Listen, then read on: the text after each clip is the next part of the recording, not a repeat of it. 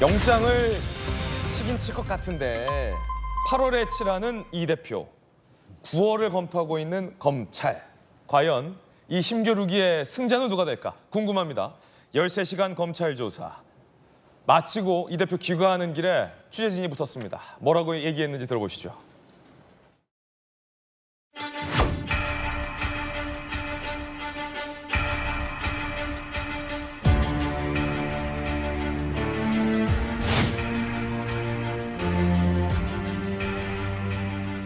객관적인 사실에 의하면 전혀 문제될 수 없는 사안인데 목표를 정해놓고 사실과 사건을 꽤 맞춰간다는 생각을 버릴 수가 없었습니다.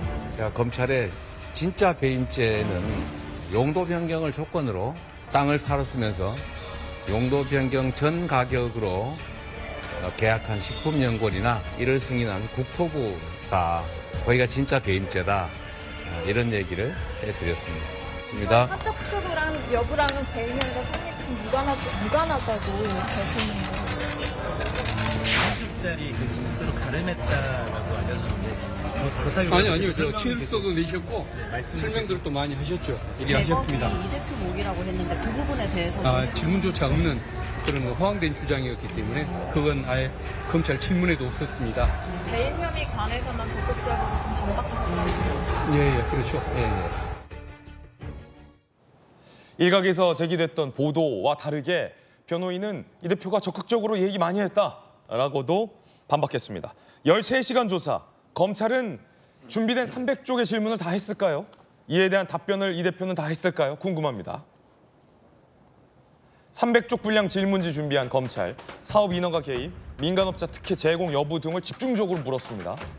자, 이에 대해서 이 대표는 30쪽 분량의 진술서로 대부분의 답변을 가름했다, 이런 보도도 나옵니다.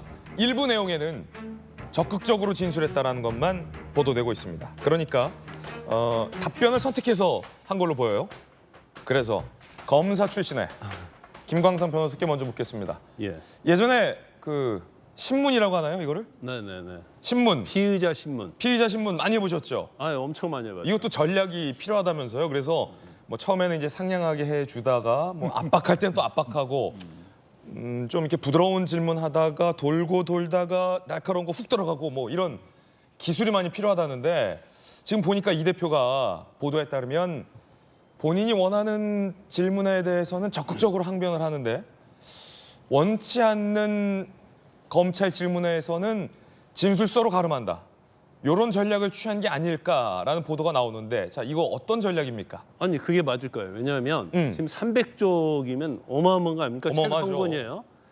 13시간 만에 300쪽에 있는 질문을 해가지고 답을 적을 수 있겠어요? 못한다. 그렇죠. 그러면 적어도 제가 볼 때는 몇 날 며칠 걸려야 하는 거예요. 예. 근데 검찰 입장에서는 그런데 지금 대통령 후보였고 제1야당 대표잖아요. 어제 조사하고 이제 또 부르기가 부담이 가는 거예요. 예. 그리고 이재명 대표 입장에서도 보면 사실은 검찰이 주고 있는 카드, 증거 이런 것을 무엇을 가지고 있는지 잘 모를 거예요. 그럼 본인 입장에서 여기서 진술에 잘못해서 말려 들어가면 본인의 진술의 어떤 신빙성이 깨져버리거든요. 말을 아끼는 게 유리하다, 이 대표 그렇죠, 입장에서. 그렇죠. 왜냐하면 기소가 된다면 증거를 다 볼 수 있어요. 근데 지금은 증거를 볼 수 있는 단계가 아니기 때문에 예. 어제 13시간 정도의 조사를 받았다고 하면 대부분이 이제 진술서로 가름했을 것이다. 예. 진술서로 가름해도 사실은 13시간이 너무 타이트하죠. 타이타 300개 다 물어보려면 300쪽에 300쪽. 300쪽을 다 물어보려면 예, 너무 타이트하죠. 그러니까 대부분 진술서로 가름하고 자기가 정말 이건 내가 반드시 진술에 기재를 해서 나중에 법정에서 유리하게 쓸 수 있다 하는 것에 대해서 아마 적극적으로 진술을 했을 거예요. 그러면 검찰이 준비한 질문지가 300쪽에 달한다면은 한 이 정도 될 거예요. 제가 박사 논문 쓸 때도 한 280쪽 됐으니까 두께가 이랬는데 뭘 이렇게 많이 준비했습니까, 검찰은? 다 일단 물어보지 검찰은 못하는데.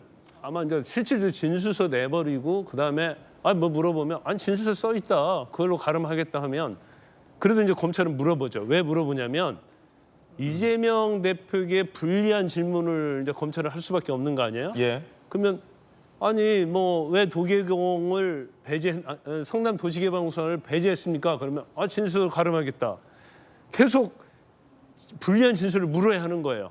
검찰은 그렇죠. 그럼 본인이 어떻게 보면 진술을 회피하잖아요. 그러면 여기에서 이제 어떠한 이재명 대표가 거짓말을 하고 있다는 이미지를 형성할 수 있는 거거든요. 이거 수사의 기법 중에 하나인데. 예. 그래서 아마 질문은 중복되지 않는 간 다 했을 것이다. 그래놓고 밑에 진술서에 가름하겠다.